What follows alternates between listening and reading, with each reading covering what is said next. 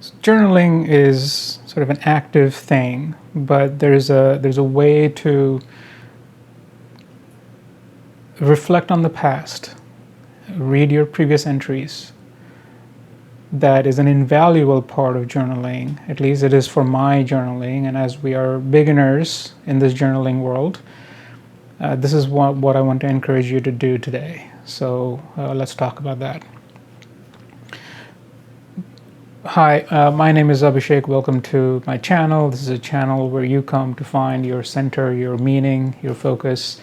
The way I find my center, my meaning, is through the act of journaling. The journaling piece, it really just brings a lot of calmness and stability to my day.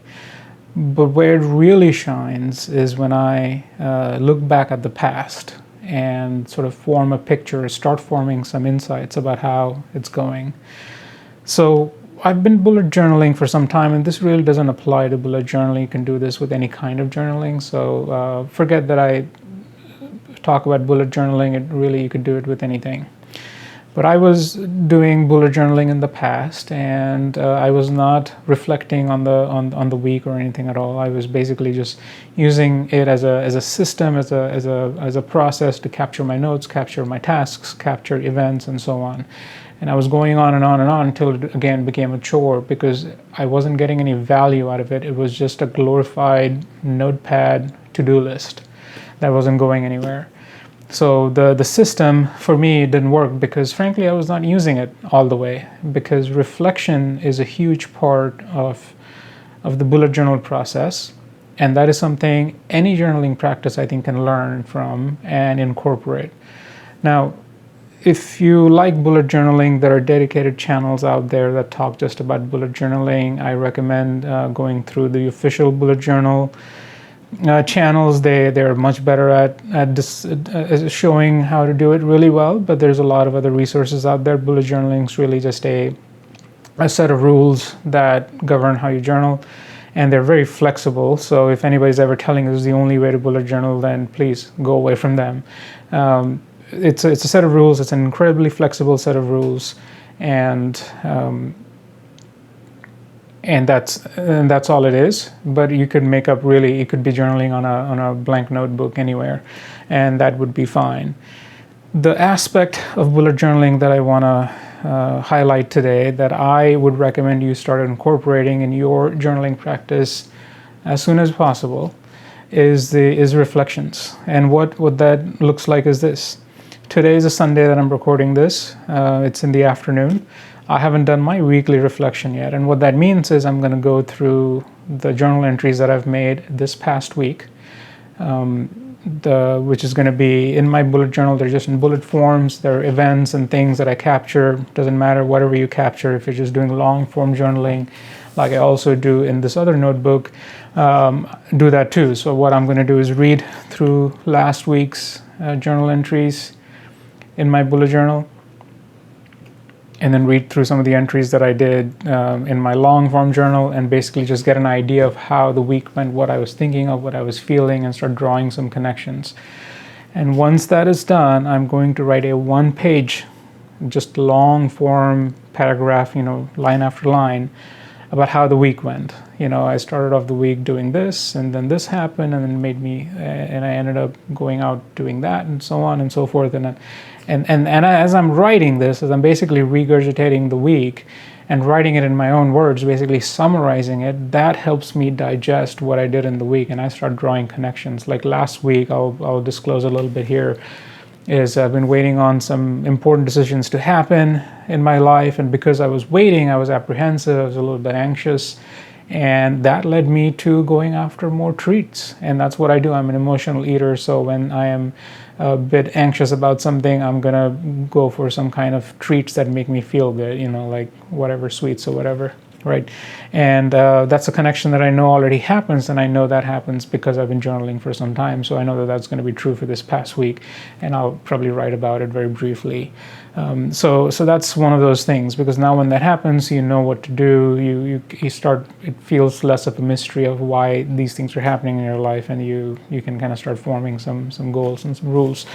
And that's really it. So I'm going to do this on a Sunday. Sometimes I can't do it on the Sunday because we are out doing stuff. So I'll do it on the following Monday, and I do it as soon as possible, as soon as I can, while the past week is still fresh, while I read my entries and kind of go through that. And once the week is done, I'll do the same thing next Sunday and so on. And when a month ends, I'm going to do a monthly reflection as well. And that's when I read through the past 4 weeks of reflection for the month. But I also read through some of the specific pages. Like if I read a week where there was something very important happening, I might go back to that exact page and kind of read what I did there to gain more insight. And in the monthly reflection, I usually write something like what worked well, what did not work well, do more of and do less of. And I write it in a bullet list form because it's just a little bit easier and it's a little less time consuming. And I use 2 pages for that. So 1 page for the weekly reflections, 1 page for the monthly reflections, and that's it. So that is an important part of me journaling because that now gives me meaning when I am like maybe having a tough day. As I mentioned, this past week was kind of tough and I was apprehensive and I did not want to journal. I was bored and I just didn't want to have to write about the stuff that was bothering me. But I came back and did it anyway because I knew it's going to help me get to some insight at the end of the week and then at the end of the month and then at the end of the year. So that drive for insight, which I know over the years have been extremely valuable for me, that drive kept me coming back to the journal and said, you know what, yes, it's hard, I don't want to do this, but I'm going to do it anyway, and then I get over that hump, and then it's done, and then now I'm on the weekend, and it's fine. So that is something I would definitely recommend you do, even if you're just casually journaling, if you're just journaling in a book, you're just journaling about a book you read and you're not really doing any other kind of journaling, whatever it is, if you have a notebook that you write in, at the end of the week, even if it is 1 paragraph, set aside time on that Sunday or Monday morning or whatever that is, but mark that time in your calendar where you come back to and say, you know what, I'm going to reflect on what I did last week. And even if I did nothing the previous week, I'm just going to write that hey, I did not get a chance to journal last week. For what reason, I don't know. And then that'll help you jog your memory into why you think you did not journal. So that is also important. Even if you did not journal that week, come back to it at the end of the week and do a reflection on the past week.